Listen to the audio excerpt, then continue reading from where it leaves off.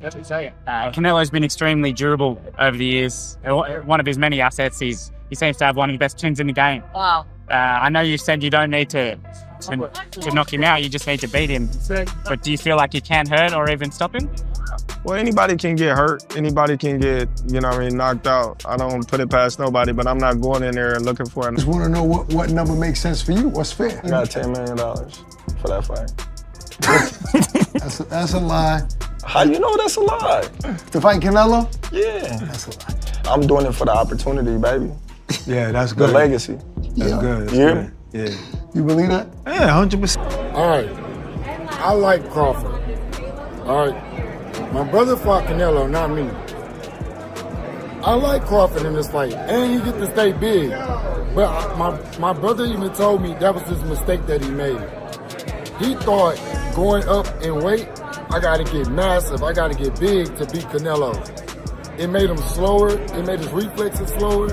He'll tell you himself. He didn't feel like the Jermell Charlo that y'all seen him fight Tony Harrison. Crawford, I feel like that's the same thing as that. You want to get big to try to absorb. Terence Crawford is not just stepping up in weight to challenge Canelo Alvarez. Terence Crawford isn't just moving up in weight to challenge Canelo Alvarez. He's sending a message, a knockout message. This feels more like a personal mission than a business move. Crawford recently revealed that he accepted only $10 million for the fight, significantly less than what a fighter of his caliber and drawing power would typically earn for a bout of this magnitude. But he made it clear, for him, it's not about the money, it's about legacy. It's about doing what few have ever done, becoming a 3-time undisputed champion across 3 different weight classes, including one in which he's never even competed. And after putting Canelo to sleep, Crawford says he plans to return to 154 pounds to pursue undisputed status once again, just to prove beyond a doubt that he's the greatest fighter of his generation. I'm doing it for the opportunity, baby. Yeah, that's good. The legacy. Now, $10 million for us is like, let's go. But for him in the stage in his career, I don't think $10 million does it. Chris Eubank just got north of 20 in. So we could say he's not at the level of Bud. And Canelo's the face of boxing. So what y'all think? Y'all think he's telling the truth or he's really just going for legacy? I got $10 million for that fight. I'm doing it for the opportunity, for the legacy.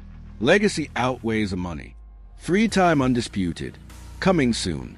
I might even go back down to 154 and do it again. Crawford said in a recent interview with AK and Barrack that mindset is rare in modern boxing, especially for a 37-year-old former undisputed champion at both lightweight and welterweight, a man who, on paper, has nothing left to prove. But for Crawford, this isn't about what's on paper. It's about chasing a level of greatness that only comes once in a generation. Dollars for that fight. How you know that's a lie? To fight Canelo? Yeah. I'm doing it for the opportunity, baby. The legacy. That's good. The legacy outweighed the money. 3-time undisputed. Ooh, coming soon. I might go back down to 54. To fight who? And do it. I might go back down and do it again. As you heard, the pound-for-pound king, Terence Bud Crawford. What makes this pursuit even more remarkable is that Crawford isn't looking for a tune-up or warm-up fight at 168 pounds. His first step into this weight class is directly against Canelo Alvarez, a fighter who has built his legacy at super middleweight for nearly a decade. Canelo has looked comfortable at 168 since 2018, recently defending his titles against William Skull in May, once again reaffirming his status as the undisputed super middleweight champion. But Crawford knows exactly what he's stepping into, and is not shy about saying he's aiming for more than just a decision. Based on the way he's talking, Crawford sees a finish, a knockout, and if that happens, it would be the kind of moment that shakes the entire boxing world. And if that happens, it's the kind of event that shifts the entire boxing landscape. Been there with Crawford, you've been there with Canelo. What can you take from sparring both of them to gauge what's gonna happen in September? Preparation is gonna definitely be everything. Crawford adjusting to the 168 pound division. I know he's been sitting at a heavier weight for a while, but he's been showing his training and stuff. So that's definitely gonna help him. Canelo's experience. You got Crawford, got great experience as well. It's gonna be a great fight, gonna be a good chess match. I expect a great fight. If I had to favor somebody, I would just pick Canelo because this fight isn't massive just because of Crawford's ambition. It's also because both fighters are so confident in their own outcomes that they are already looking past each other. Canelo, speaking to the Ring magazine, said he's still focused on a rematch with Dmitry Bivol. That's the fight he really wants. That's the one that keeps me up at night. I hope I get the opportunity to have the rematch with Bivol. That's the only fight at 175 I would really take. But we'll see, said Canelo. He added, I want to be able to tell myself, hey, you learned something from that fight. You know what not to do again. I have that fire inside that says, you need to prove you're the better fighter. I'm just proud about fighting here with my people and bring this kind of fight for them. They deserve it, and it's more than I expect. Yeah, that's my goal this year. But if that fight don't happen, we'll see. But that's my goal this year. This suggests that, in Canelo's mind, Crawford is more of a stop along the way than a serious threat.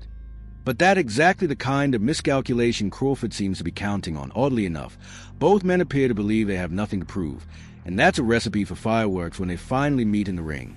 The September 13th fight date is already generating serious buzz, though the venue hasn't yet been confirmed. Canelo was recently asked if Allegiant Stadium in Las Vegas was still under consideration. He responded, we're still working on that, but we're going to make sure everything is a best. If Crawford's listening to this or Canelo's listening, what do you tell them about their fight? Whoever wants to win will win. You know what I mean? I'm not being funny. Whoever wants to win will win. The will overcomes everything. That's how you do it. I appreciate you, Gracie, you so much, and keep doing the good work. Insiders haven't stayed quiet about their predictions, and opinions are split. Former world champion Tony Bellew gave a bold take on the matchup. Canelo likes to wait. It is to be at his pace. But is not going to get that with Terence Crawford. I just think Crawford will outwork him, pot-shot him, and I think he'll win on points. Bellew added, I get why Canelo is a favorite, but all good things come to an end. And if I'm wrong, if Canelo actually beats Terence and becomes the first man to do it, then he deserves all the credit in the world. Because no one's figured Crawford out yet. I got the size, the power, I got the better skills, boxing skills. Would it be more of a cat and mouse? The reality is Canelo does put people out, from Kirkland to Amir Khan to just... Don't do obviously, I'm just saying, man. No, but he's not Kovalev. Kovalev was older. He does. Don't get me wrong. He does have a lot of power, but all those guys that you name is not as skillful as me. I'm sorry. No disrespect to none of those fighters. The skill level is not. That's a tension that surrounds this fight. Crawford has never been beaten. No one has solved the puzzle. Not at 135. Not at 140. Not at 147.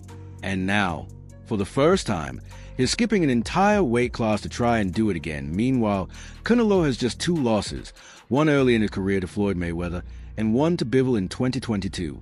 Aside from those, his look nearly unbeatable, especially at 168. Canelo clearly hold the edge in weight experience and comfort at super middleweight, but Crawford carries a kind of hunger you can't train or manufacture. Do we see the same result in your honest opinion, Oscar, or do you think 100% Canelo can beat a Bivol? Yeah, there's no way he beats Bivol.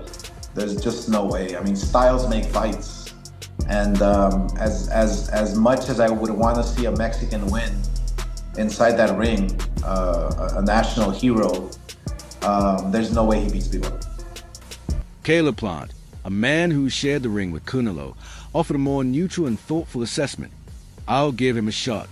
I don't know who wins, and honestly, there are weight classes for a reason, right? But at the same time, Terence is a special person. He's got special abilities, special mental fortitude, special strength, said Plant. While he didn't pick a winner, Plant emphasized the one quality almost everyone agrees on when it comes to Crawford. He's different. Crawford is obsessed with discipline. He fights with a chip on his shoulder, one that hasn't faded, even after reaching the highest levels of success. Is not a regular guy, you know what I'm saying? He's special. And, Canelo, he's a top-notch fighter, world-class fighter, still on the pound-for-pound list, I'm sure towards somewhere near the top, and it's exciting. Terence is freakishly strong, he can punch, he's got good crack, he can fight from both ways, orthodox, southpaw, he can fight at mid-range, closer range, outside, and he can fight going both ways, so it's exciting. It's exciting. Plan continued, offering fans something to look forward to. I feel like this Crawford-Canelo matchup is going to be a lot more fan-friendly. Bud's not going to be running around the ring for 12 rounds. I can assure you that's not in his blood. And obviously, it's not in Canelo's either. He added, so I think it's going to be a fan-friendly fight. If that turns out to be true, this bout won't just be historic. It'll be entertaining in a way that elite-level boxing sometimes isn't, when fighters get overly cautious. With both men so confident, and both still fighting as if they have something to prove, despite already achieving more than most fighters ever will, the chances of a slow, tactical chess match go down. Instead, we may be headed for a battle of wills. His chances got better, at least the way how you were seeing things heading into his last fight with him and Skull. I think it's a stylistic matchup, you know, and William Skull don't fight nothing like Terence Crawford.